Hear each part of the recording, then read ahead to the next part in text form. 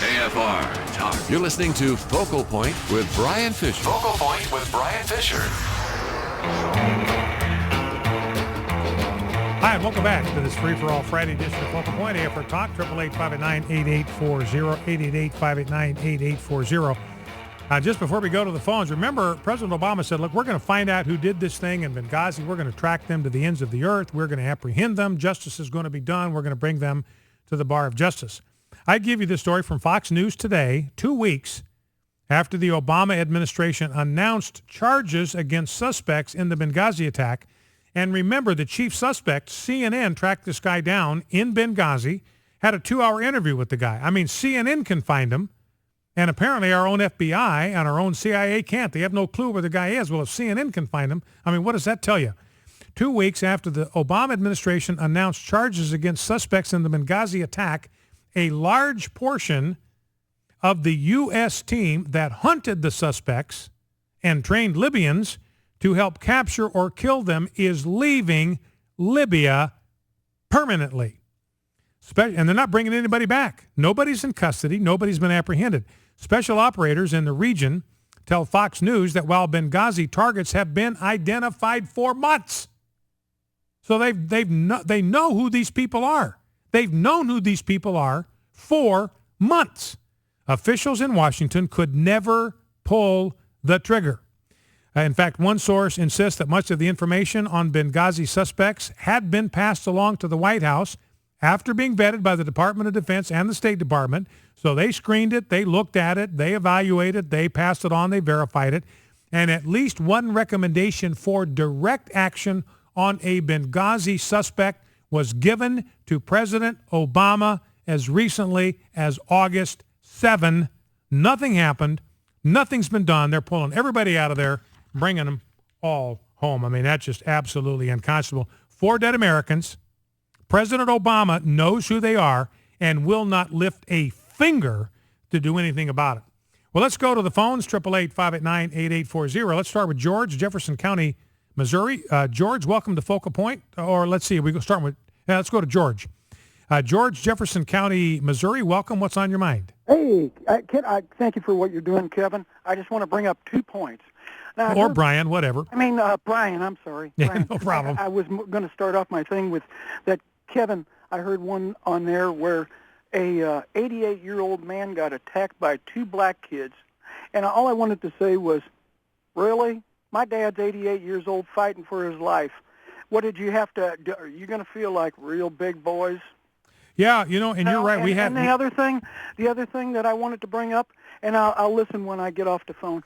The other thing when I wanted to bring up is that if Obama wanted to be such a good president, then this little Australian boy probably looks just like him, too. Isn't our president part black and part white? Maybe he looks like him, too. Maybe I ought to put on the big boy pants. Yeah. Well, and you're right. We had this, what appears to be a race-based murder in Oklahoma. The shooter said 90% of white people are nasty, and I hate them.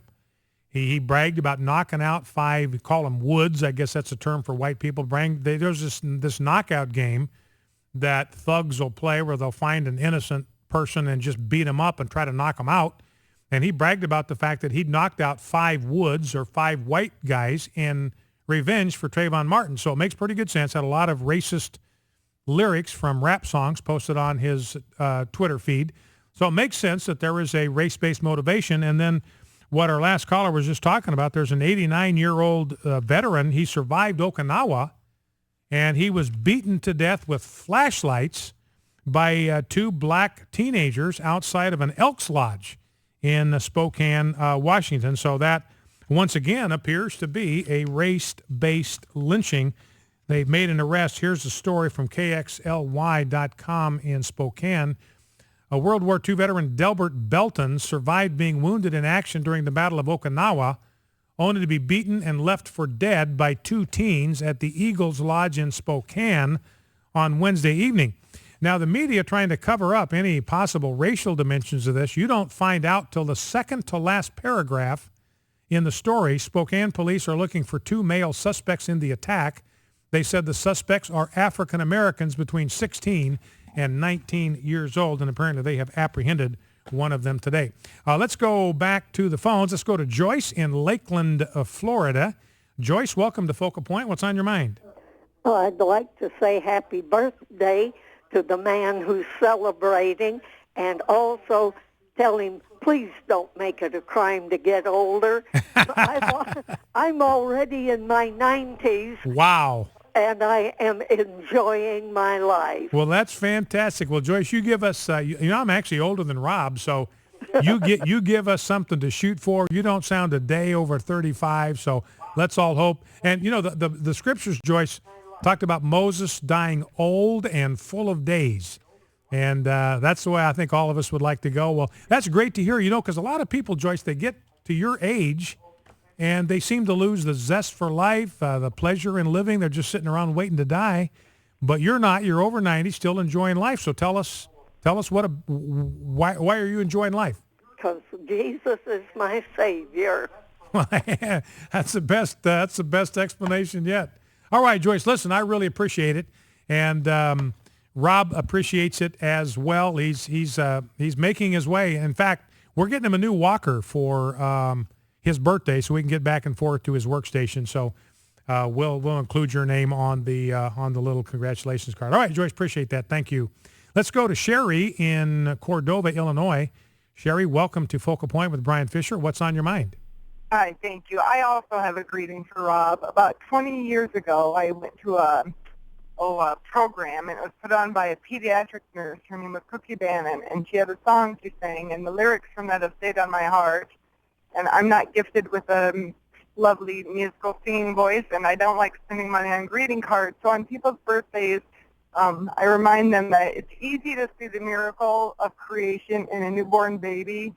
And when we get older and we get baggage and we have sin and darkness on our lives, we don't tend to think of ourselves as miracles or creations of God. But for Rob, I want to say, before you were born or opened up your eyes or anyone could recognize your face, you were being formed so delicate in size, secluded in God's deep and hidden place.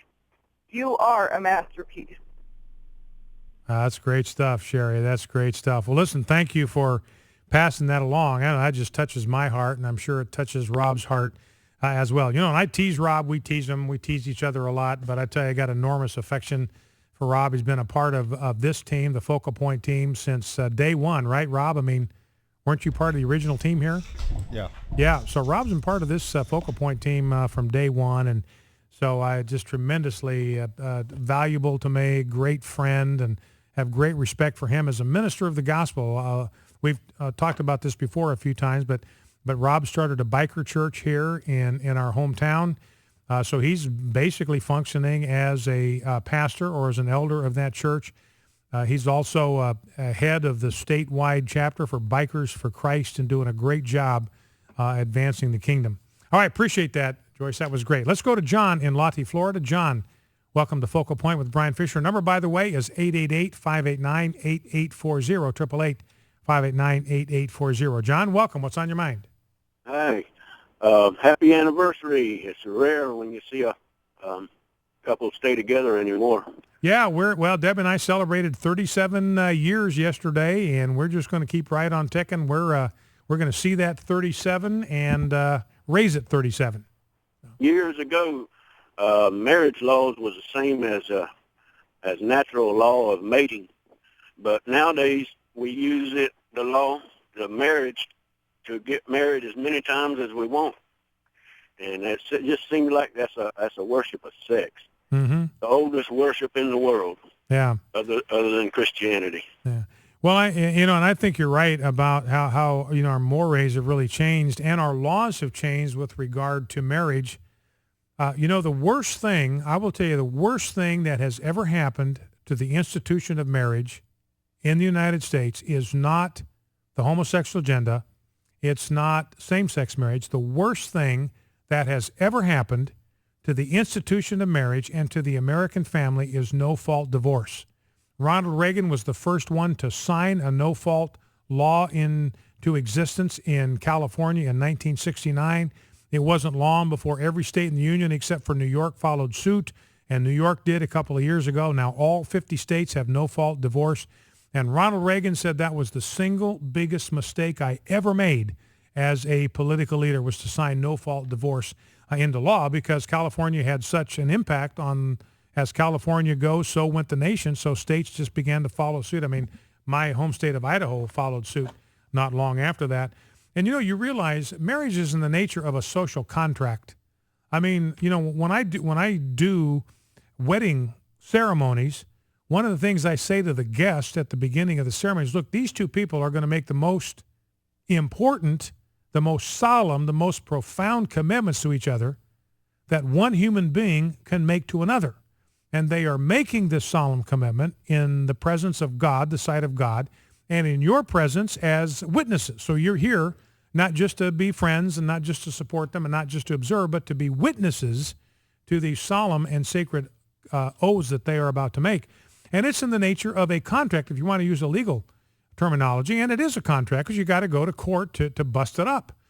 And it used to be, in every state in the union would have numerous grounds for divorce. I mean, it could be mental cruelty, it could be physical abuse, it could be abandonment, it could be adultery, it could be insanity, it could be substance abuse.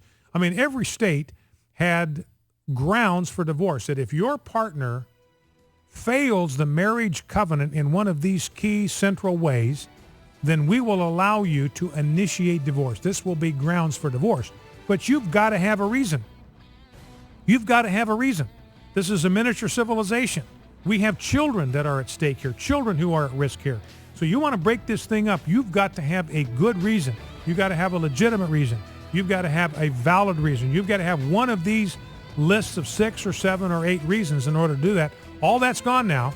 Somebody can break up a family, break up this little miniature civilization, cast these children out on the open sea for nothing other than that they want out. They've fallen in love with somebody else. They just want out. They don't want to keep the commitment. They want to pursue something else. And boom, a miniature civilization collapses and the children are chewed up in the process. Focal Point, AFR Talk. We'll be back after the news.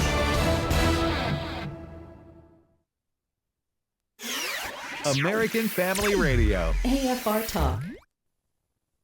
Battles are being waged on many fronts in an attempt to destroy the definition of marriage, kill the unborn, and steal the innocence of our children. But the American Family Association is determined to remain on the front lines in order to stand in the gap for you and your family. You can help when you